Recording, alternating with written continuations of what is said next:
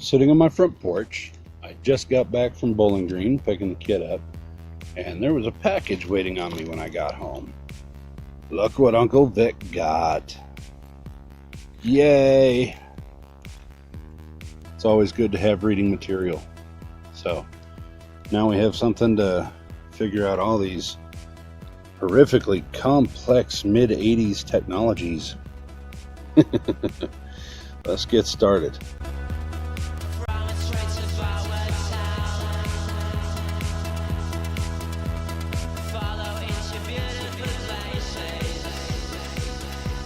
So where do we begin? Well, with parts. We've got the oil change stuff, we've got the regular tune-up stuff, we've got some fuses, spark plugs, we've even got a timing belt. Got the rip it for me. Oh wait, you guys probably don't need to see that. Anyway, we're gonna get started on this. Start with the tune-up and the oil change, and I'm gonna actually throw the key and see how it sounds right now and compare the sound later once we get done. Here we go.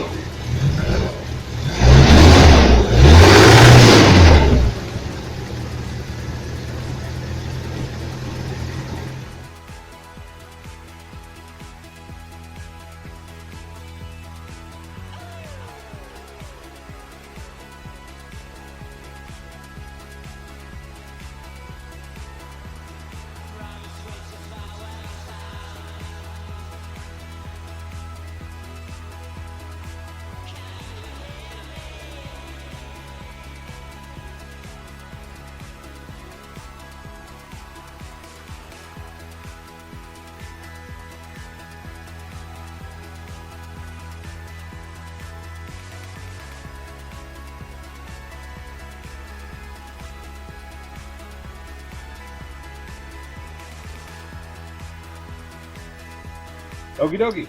So we are ready because I bought myself a nifty little spark plug gapper to put the first plug in.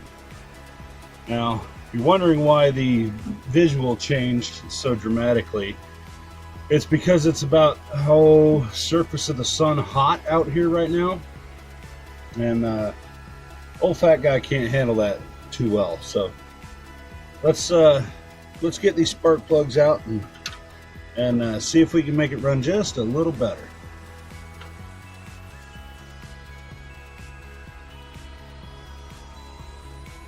That was probably part of the running rough issue right there.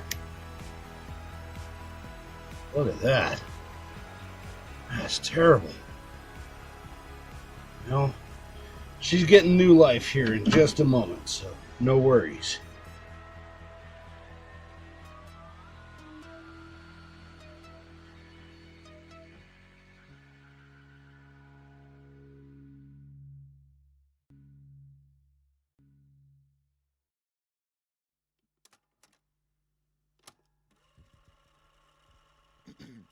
Эта песня называется Just a Joke.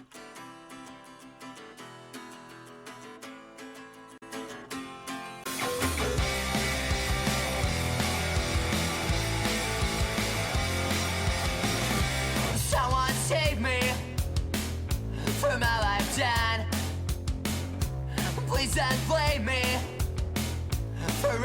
that. 'Cause everything we can see is just a joke, nothing more. Everything we're calling truth suddenly will kill ourselves. Can't fight the spinning deep inside of me. Wasting time, fight is fun, but even left and Aside from a couple of other issues that I'm finding, here I'll show you.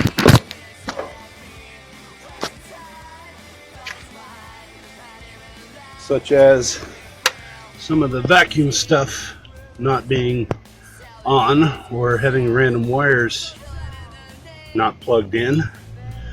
We'll sort those issues out. But I'm thinking that right there is my choke. Well, I'd really like to eliminate that manual choke in there. But just doing the spark plugs and wires, we're going to try to fire it up, see how it sounds now. Give me a minute to put everything back together.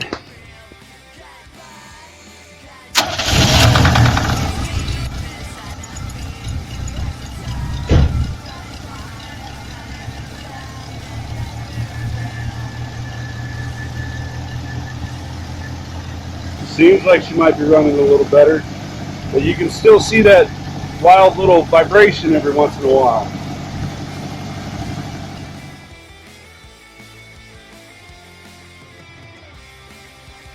What you doing there, John? Well, I am adjusting out this choke and attempting to make the choke work on the carburetor. Because right now it is not. It's got this manual choke cable on it that's not even hooked up, so it's not too easy to start right now. So we have this pigtail or connector, whatever you want to call it, coming off the choke stove that is not connected to anything that I'm suspecting may go to, I don't know. I'm trying to figure out where the other end of this connector lives at so we can get a choke on the car and we can get it to start a touch easier and play around with this motor a little bit before and possibly some wiring repair. Question mark. That's that's yummy. And maybe play around with this this 1.6 a little bit before we take it out of there and make it a beast. Roger that. So first step is to find where the other end of this guy lives at, and then we're going to adjust his choke out. So when you hit the throttle, it snaps closed on its own, and then the choke stove will allow it to heat back up to open. So it's not lean when it starts, and it's not rich when it warms up. Okay. So I had no idea what you were saying right there. We gotta make it start easy. And I love you, John. But carburetor no work right now. Ooh, boonga boonga. Okay. Trying to locate that end of the pigtail. And all of this spaghetti plate. Spaghetti. Well, we're back. It's been what, 3 hours. John hasn't gotten any further. And now, the short story is, this is such a jumbled mess that we've decided we're going to do a test light with this and try to make everything a little, shall we say, a little easier. He's adjusting the choke back out so that we can fire it again, but it makes a lot of sense why things were the way they were now, because why it was having issues starting. And well, the choke was adjusted wide open because I'm guessing whoever put the carburetor on couldn't find the pigtail for it also. Right. There's so much vacuum disconnected. I mean, like the whole evaporative emission system is disconnected. Which is a problem. Environmentally it is. Performance-wise, it's not. It's still issue the story because right, it should be.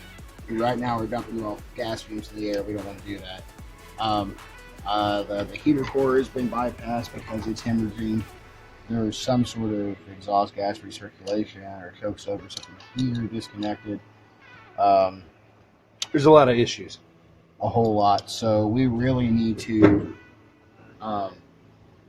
when the new motor goes in this, we're going to have to gut this wiring harness and start from scratch because this wiring is so brittle the more I prod around, the more problems I'm causing. Right. And I'm afraid we're going to get into a situation where we go from a running, driving engine to one that won't start because we've disturbed wiring, and then we have a real mess. So then that kind of negates everything we were going to do as far as reviving the engine as a project before we remove the engine to install the new one.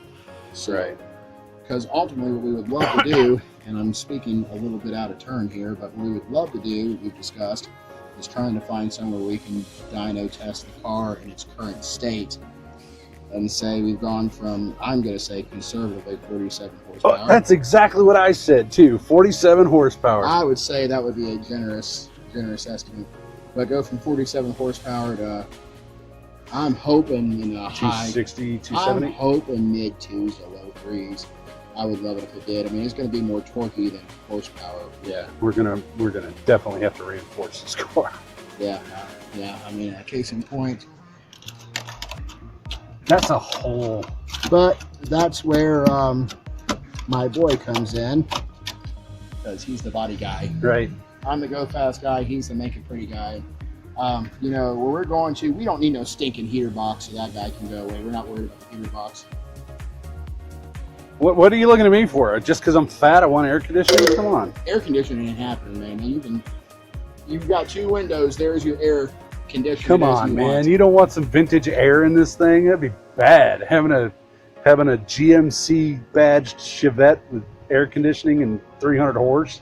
So, you know, location, the whole thing they talk about is, you know, in real estate, they say location. Right, there is no location. There is a distinct lack of location here in this area, Rob. All right. Well, okay, so you're going to bring the test light over, and we're going to start probing wires. And the first thing we're going to do, I'm going to bring a multimeter and test light because we need to make sure that this is even good. Okay. So we don't know about the integrity inside of this. So basically, it gets power here and grounds from within the body of the car. Right. So if there was something that went on inside of here, it sat for a long time, if that degraded inside, and worked to the point that we have no joke. So we might have to rebuild that carburetor. Well, completely. At that point, the carburetor still works. You're just down to the point where that's a starting issue. Once it's started and warmed up, the choke comes out of play. Right. There is no more choke, so you're down to pumping it. And hoping the accelerator pump works. Right.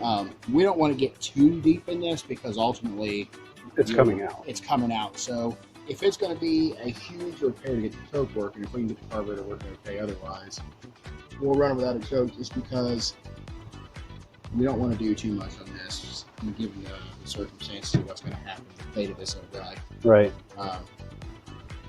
So we will we'll come back when we know more. All right. Alrighty, let's get that filter. Now that we have the proper tool for the job.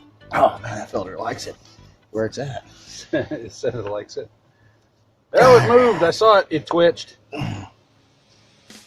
It's gonna give in.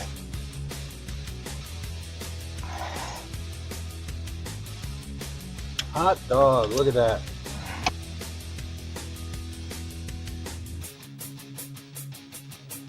Ew.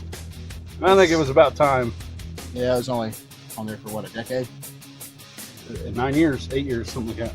Call it a decade. Yeah.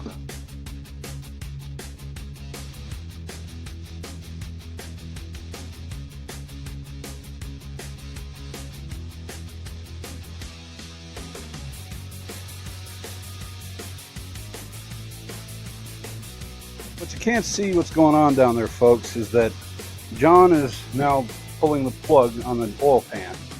And I would give you that footage, but I don't have a lift, and I can't get down there to show you anyway, because John's a big feller, and I'm a big feller, and this is a little car.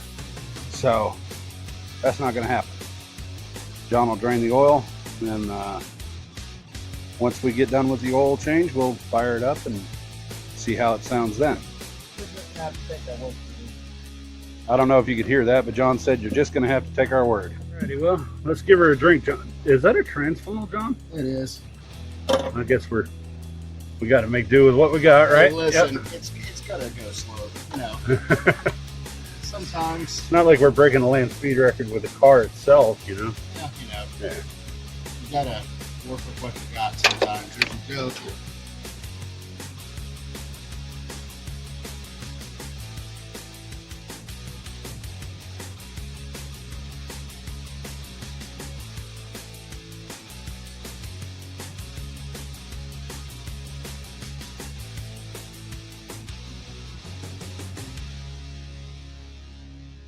Alrighty, so here we are. John is gonna give her a crank and we're gonna see how it sounds.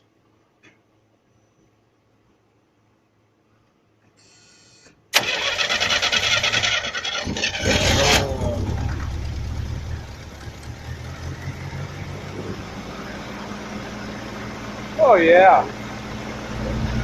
It likes it a lot.